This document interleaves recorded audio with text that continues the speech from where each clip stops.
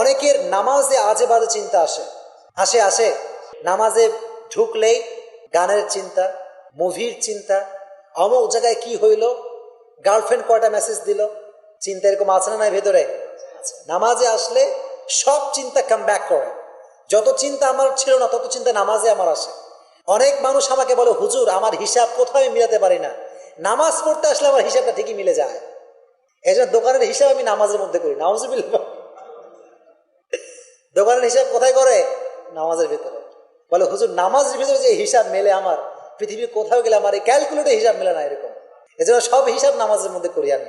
আহারে কি প্রাউড, কি প্রাউড তার ভেতরে যে নামাজের মধ্যে হিসাব করলে ভালোই মেলে। তার নামাজটা মানে আসলেই বরকতের। কিন্তু নামাজ কি হিসাবের জন্য বরকত নাকি আল্লাহ বরকত করে দিয়েছে?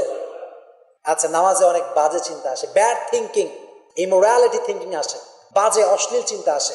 So how can we remove the immorality in সালাহ? এই নামাজের ভিতরে যে অশ্লীলতা আসে, চিন্তা আসে, এটা কেমন করে আমরা ওভারকাম করতে পারি, এটা আমরা কিছু টিপস বলবো, বলেন ইনশাআল্লাহ।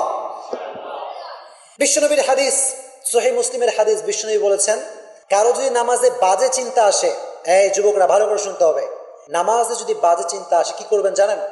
Exactly to the same way যেটা বিশ্বনবী করেছে সেটা আপনি করবেন। সেটা হচ্ছে এই, বিশ্বনবী বলেছেন যে যখন নামাজে বাজে চিন্তা আসে এক কাজ করো, নামাজে দাঁড়িয়ে আছো, বাজে চিন্তা আসছে, পড়বেন আমার সে পড়েন আউযু বিল্লাহি মিনাশ শাইতানির রাজীম। এবার পরিপূর্ণ পড়েন আউযু বিল্লাহি মিনাশ শাইতানির রাজীম। এটা পড়া শেষ, এই তাআউযু আউযু বিল্লাহ পড়বেন পরিপূর্ণ, পড়ে বাম দিকে, কোন দিকে? এটা আমার বাম দিক, আপনার বাম দিকে আপনি বুঝে নেন, ঠিক আছে? বাম দিকে আপনি মুখটা হালকা ফিরাবেন, হালকা ফিরিয়ে সামান্য থুতু দিবেন। সামান্য কি দিবেন? এভাবে দিবেন। মানে এই থুতুর পরিমাণ আমি বলে দিচ্ছি, একটা সুয়ের জায়গা থাকে না একদম চিকন, দেখেছেন আপনারা? খুব বেশি মোটা নাকি খুব চিকন?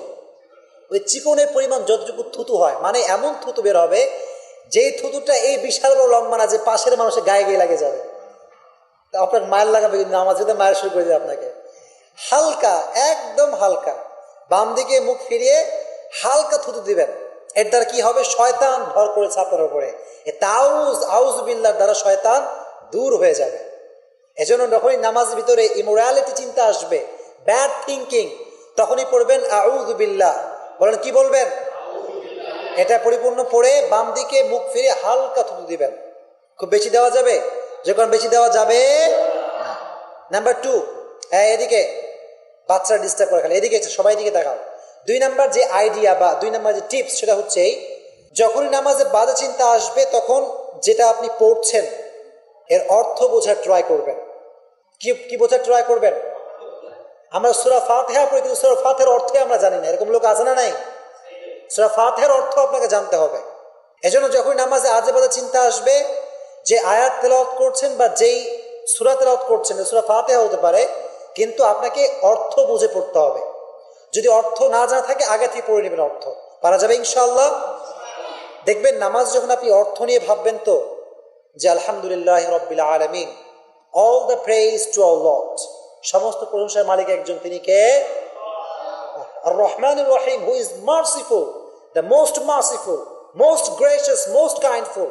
তিনি হচ্ছেন এমন একজন সত্তা যিনি অতি দয়ালু, বিশাল দয়ালু, তিনি একজন, তিনি কে? আল্লাহ। এই জন্য এটি একটি টিপস যে যখনই আপনার সমস্যা হবে, নামাজের ভেতরে ব্যাড চিন্তা আসছে, তখন আপনি অর্থ বোঝার ট্রাই করবেন, বলেন ইনশাআল্লাহ। 3 নাম্বার, নামাজে যদি খারাপ চিন্তা থেকে বাঁচতে চান, সেক্ষেত্রে লাস্ট অ্যান্ড ফাইনাল টিপস, সেটি হচ্ছে এই, নামাজের পূর্বে উইথ ফুল কনসেন্ট্রেশন উজু করবেন, মনোযোগ দিয়ে উজু করবেন। অনেকে নামাজের আগে এমনভাবে উজু করে মনে হয় ট্রেন ফেল হয়ে যাবে, এরকম লোক আছে না নাই? কোনো মতে হাতটা ধুয়ে চলে আসে, তার অজু হয়েছে কি হয় না তার কোনো খবরই নাই। তো কারো যদি অজু ভালো করে না হয়, তার নামাজ কখনো ভালো করে হতে পারে বুঝতে হবে। এজন্য অজু যখন করবেন, think about it, is this your last and final অজু? যখন আপনি অজু করছেন, এটা মনে করেন এটা হচ্ছে আপনার লাস্ট এবং সর্বশেষ অজু। যদি আপনার এটা সর্বশেষ অজু হয় তাহলে এটা খুব খারাপ করে করবেন নাকি খুব ভালো করে করবেন? যদি কোন কি করে করবেন? ভালো করে। এজন্য যখন অজু করছেন, think about it, if is it your last and final অজু। যদি আপনার ফাইনাল অজু এটা হতো, লাস্ট অজু জীবনে, এটাই আমার শাহাদাতের শেষ অজু, আপনি যেমন করে অজু করতেন সেই অবস্থায়, এই অবস্থায় যদি আপনি অজু করতে পারেন চিন্তা করে, তাহলে নামাজে কখনো বাজে চিন্তা আর আসতে পারে।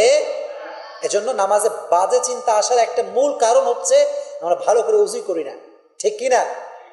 এজন্য আর একটা বিষয় বলি, মোবাইলটা কাছে রাখবেন না। যদি আপনার বাসার কাছে হয়, মোবাইলটা রেখে নামাজ পড়তে আসবেন, পারা যাবে ইনশাল্লাহ। কারণ কি জানেন, যখন চোখের সামনে মোবাইল থাকে তো বিভিন্ন চিন্তা মাথায় আসে, হোয়াটসঅ্যাপের চিন্তা আসে, মেসেঞ্জারের চিন্তা আসে, ফেসবুকে কে মেসেজ দিল, কে কমেন্ট করলো, কে একটা লাইক দিল, কে লাভ রিয়াক্ট দিল, এই চিন্তাগুলো মাথায় আসে কি আসে না?